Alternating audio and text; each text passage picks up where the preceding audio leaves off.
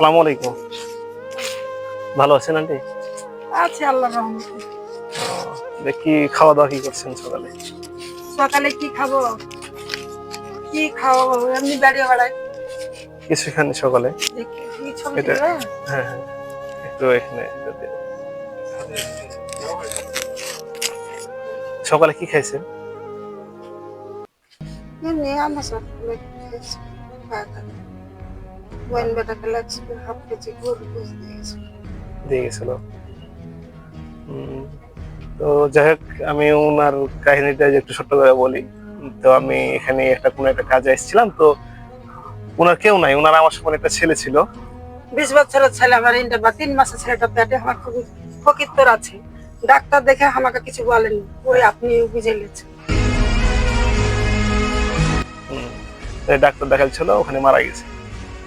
মাল বেচতে গেছিল, হরেক মাল যেগুলো বিক্রি করে ওগুলো বেচতে গেছিল, একবার পরীক্ষা দিয়েছিল ইন্টার, আর একবার দিতে পারিনি। দিয়ে মারা গেছে ওখানে। তো যাই হোক, ওটাই ছিল ওনার শেষ সম্বল, ইনকামের আর কি। পরবর্তীতে মানে ওনার স্বামী ওনার আগেই মারা গেছে। 3 মাসের পেটে আমার হারুন তখন মেরেছে।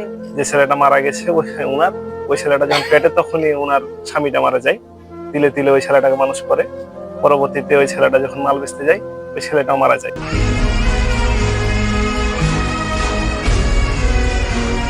তো ইনকামের সোর্স ছিল উনি, মানে ওই ছেলেটাও মারা গেছে।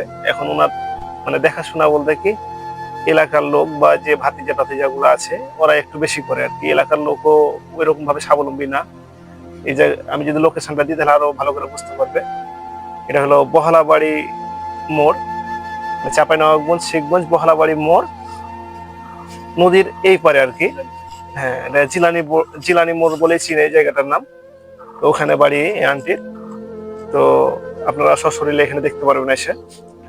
আর ওনার কেউ নাই। আর এখন যে লাতিগুলা আছে, বা মনে করলো যে লাতিও নাই, ওই যে বহিনী বেটা, ভাতিজার ভাইয়ের ছেলে, আমার তো কোনো সম্পদ নাই। হ্যাঁ, এখন ওখান থেকে ওরা একটু দেয় মাঝে মাঝে, ওটাই খাইতে ভাই।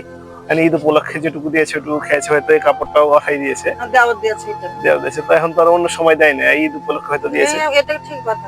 তো কেউ নাই, খাইতেও পায় না। আমি যতদূর জানি, উনি ওভাবে খাবার দাবারও যদি আরো পরিবেশটা দেখে তাহলে আরো ভালো করে বুঝতে পারবেন। এইভাবে কোনো মতে চলে। যাই হোক, আমরা রহমানুর ফাউন্ডেশন ওনার পাশে থাকবো, এবং আমরাও চেষ্টা করব। আর ভিডিও দেখবে যারা, ওরা যদি দেখে আপনার প্রতি দয়া হয়, তাহলে আপনি যে দানগুলো আসবে আপনার, ওগুলো আমরা আপনার মাঝে পৌঁছে দেবো ইনশাল্লাহ। আর আমাদের জন্য দোয়া রাখবেন। আর সর্বোপরি দোয়া রাখবেন যারা দেশের বাইরে রেটিমেন্স যোদ্ধা, যারা দেশের বাইরে পরিবার ছেড়ে ঈদ করছে, এবং কি আমাদের এলাকার মানুষের দিকে তাকায় আমাদের এই ফাউন্ডেশনে টাকা দিচ্ছে, ওদের জন্য আরো বেশি দোয়া রাখবেন। আর দোয়া রাখবেন যারা এই জিনিসটা পরিচালনা করছে। আমি তো কিছু চাই না, খালি বলছি আল্লাহর কাছে দিবরাত নামাজ পড়ছি যে আমার শক্তি দান করে যাহাতে বেড়া, আর আমাকে এমন সান্ত্বনা দাও যে আমি তোমার এত মাফ হয়ে পড়ে থাকি। এই দুটা কথা আমার কিছু। ঠিক আছে, তো আমাদের জন্য দোয়া রাখবেন, আর সবার জন্য দোয়া রাখবেন। আর উনাকে দেখে যদি আপনাদের মায়া লাগে, তাহলে অবশ্যই ওনার পাশে দাঁড়াবেন।